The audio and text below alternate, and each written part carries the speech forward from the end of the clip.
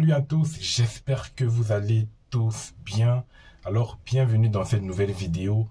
Aujourd'hui, nous allons parler des 5 choses, et je dis bien les 5 choses à savoir pour réussir sa démarche visa. Si vous réussissez à appliquer ces 5 choses, je vous dis, vous aurez les pieds réellement en France dans les mois à venir. Donc, restez jusqu'à la fin de la vidéo pour savoir ces 5 choses. C'est très important pour que vous puissiez réussir vos demandes de visa. On sait que c'est pas facile. Nous aussi, je suis passé par là et je connais vraiment l'ampleur de la procédure de demande de visa et surtout le stress que ça peut apporter lorsque l'ambassade vous appelle de venir récupérer votre passeport. Alors, si vous ne voulez pas avoir un refus, si vous ne voulez pas avoir le cœur brisé, je vous invite donc à suivre ces 5 choses. Restez jusqu'à la fin de la vidéo, likez et n'oubliez pas de vous abonner. C'est ça le plus important les amis. Mais je ne vais pas trop parler. Générique d'abord.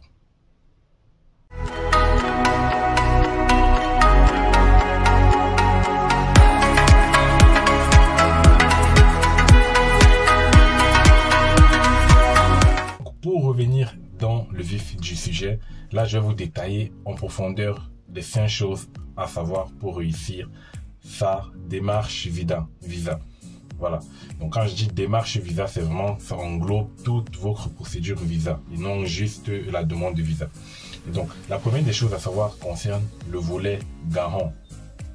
Voilà, c'est un volet très important. Bien évidemment, je ne vais pas expliquer tous les détails qu'il faut savoir sur le garant ou sur tout ce que je vais vous citer, parce que je ferai des vidéos distinctes pour chacun des pour chaque raison que je vais vous citer, je ferai des vidéos plus détaillées, plus développées. Donc là, je vais vous dire en gros, le premier élément à respecter si vous voulez vraiment réussir votre démarche visa, c'est le volet garant. Voilà, comme j'ai dit tout souvent, on ne prend pas n'importe qui comme garant. C'est pas parce que vous avez quelqu'un en France ou à l'étranger ou je ne sais où que vous allez prendre cette personne comme garant. Donc c'est important déjà d'évaluer les ressources de votre garant. Et quand on demande d'évaluer les ressources de son garant, c'est très facile. Vous regardez juste ce qu'il gagne par rapport à ses charges. Ça c'est le seul moyen que vous pouvez faire pour évaluer les ressources de votre garant. C'est le moyen le plus efficace, bien évidemment. Et donc, c'est pas parce que votre garant gagne 10 000 euros ou 5 000 euros par mois qu'il est forcément solvable. Donc, vous devez tenir compte de ces paramètres-là. Combien il gagne, combien il a de charges. Et donc, en faisant cette soustraction, vous voyez à peu près. Et en plus, ça dépend de combien, votre garant contribuera pour vous. Donc, si votre garant contribue pour 615 euros, vous essayez de voir avec ce qui reste après avoir déduit ses charges, ce qui reste. Vous voyez si effectivement, en enlevant 615 euros de son reste, vous pouvez, c'est-à-dire votre garant peut également vivre lui-même ou faire vivre sa famille. Donc, c'est un peu comme ça qu'on fait pour évaluer les ressources du garant. Parce que s'il a des enfants, s'il a une femme, s'il a par exemple une société qui doit, vous savez, le moment qu'on a des sociétés, on investit et tout. Donc, vous devez tenir compte à peu près de ça. Mais je reviendrai dessus encore plus détaillé dans le volet garant, que je ferai une vidéo spéciale dessus. Donc ça c'est le premier élément, le volet garant. Choisissez pas n'importe qui comme garant. Et bien évidemment, vous pouvez être votre propre garant si vous travaillez, vous allez fournir bien évidemment les justificatifs qui montrent que vous travaillez, voilà, pas de souci. Si il y a quand même certaines personnes qui sont dans cette situation, il y a des personnes qui réussissent à avoir la somme pour faire leur AVI ou leur compte bloqué, mais qui forcément ne travaillent pas. Alors dans ce cas-là, il faudra expliquer au consulat que vous avez réuni cette somme, que les gens de votre famille ou vos parents, par exemple, j'ai un étudiant qui m'a contacté très récemment. Il m'a dit que en fait sa mère, pour pouvoir avoir les 7380 euros, a vendu des parcelles de terrain. Donc c'est grâce à cette vente de terrain là qu'ils ont réussi à avoir l'argent pour pouvoir faire leur compte bloqué, leur AVI. Donc vous voyez, c'est un moyen, vous pouvez être explicatif, dire au consulat que voilà, j'ai cet argent parce que ma mère elle a vendu les terrains, voilà. Donc c'est ça en fait, vous devez toujours justifier la provenance des fonds. Voilà.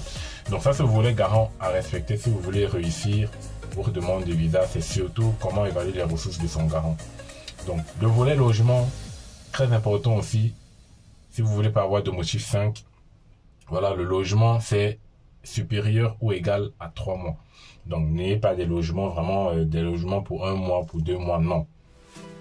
Hormis dans les pays du Maghreb où bien évidemment on peut faire des réservations d'hôtels, mais nous tous on sait que dans les pays subsahariens, les réservations d'hôtels ça ne passe vraiment pas parce qu'on connaît un peu, enfin de notre côté on connaît un peu notre malhonnêteté et tout, ça c'est voilà. On sait que vous avez fait des réservations d'hôtel, après vous allez un peu tourner dans les rues et tout, enfin. Donc ils vont pas vraiment accepter chez nous. Donc chez nous ils n'acceptent pas, je sais pas pourquoi c'est comme ça, mais les réservations d'hôtel ça ne passe pas. Donc ne cherchez pas à faire des réservations d'hôtel.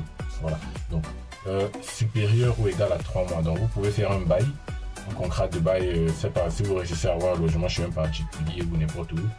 Le contrat de bail, voilà. Pour avoir un logement, vous pouvez faire un contrat de bail de 3 mois. Je sais pas si c'est possible, bien évidemment. Ça dépendra aussi du bailleur.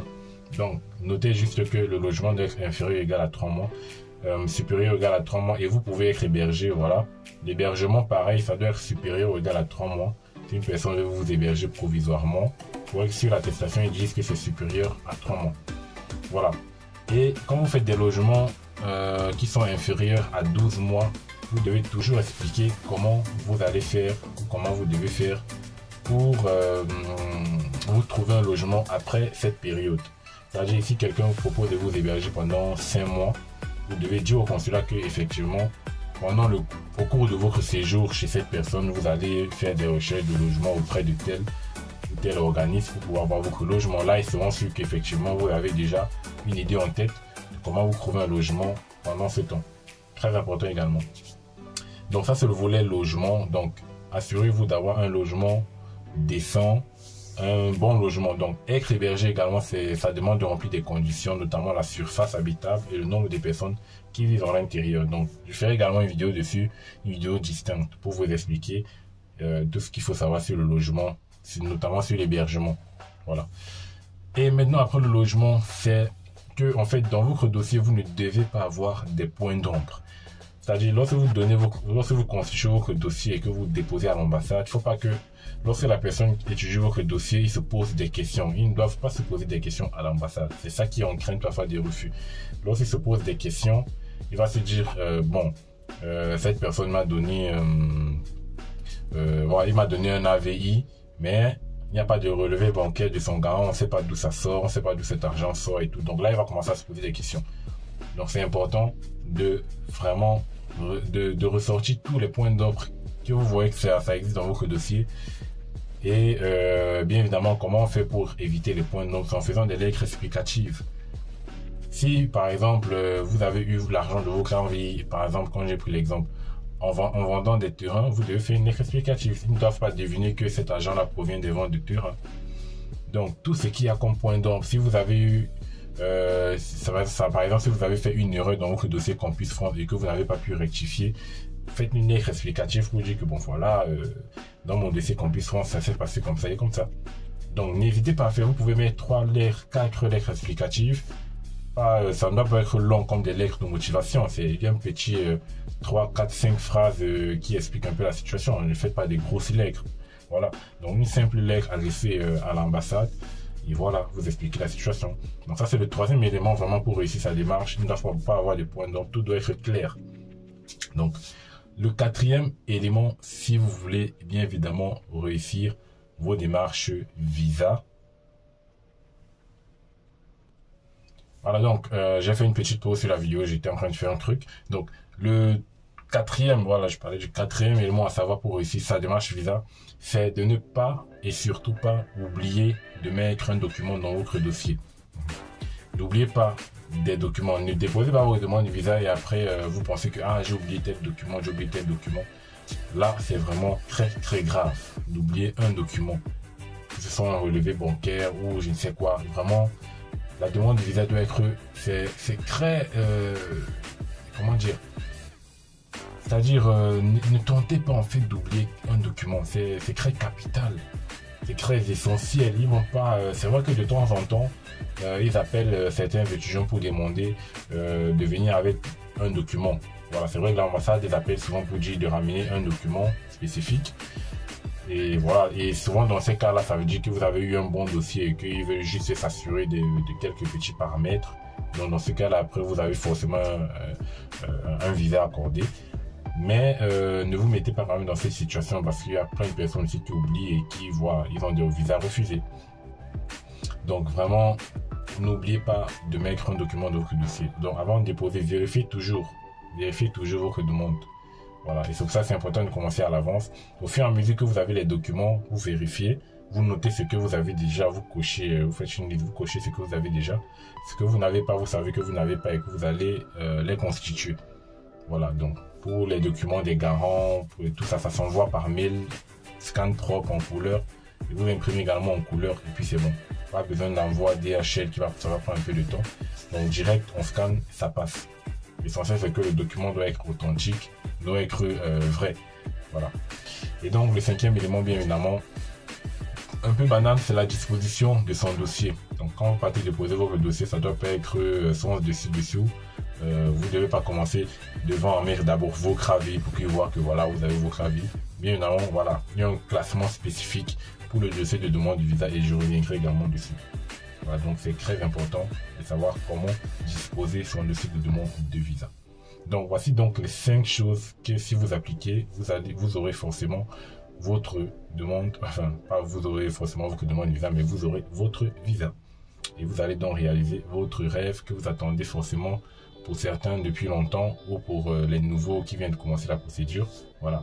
Donc il y a parfois ça passe dès le premier coup, il y a parfois ça passe c'est au deuxième ou au troisième coup que ça passe. Voilà.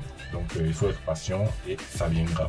Alors je vous dis à la prochaine pour une nouvelle vidéo. N'oubliez pas de partager et de vous abonner les amis. Abonnez-vous, c'est très important.